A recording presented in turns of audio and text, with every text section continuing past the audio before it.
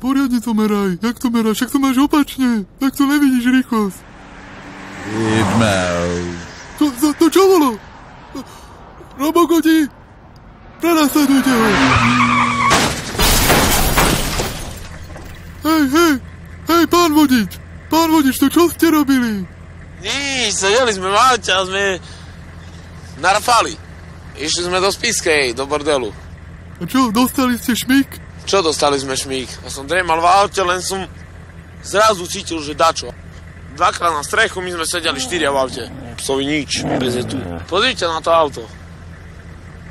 A vybíte všetky šiby. A vodič motorového vozidla pil?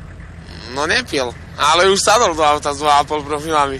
No, je dosekaný trošku. To je môj brat.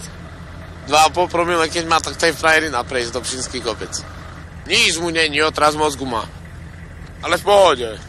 Ako? Dobre, ďakujem, môžete ísť. A ja vám za rozhovor, toto všetko v poriadku. Ostatní pachatelia nastúpili do vozidla, pričom ich vo vozidle v tom čase bolo aj s vodičom. To mi nevychádza.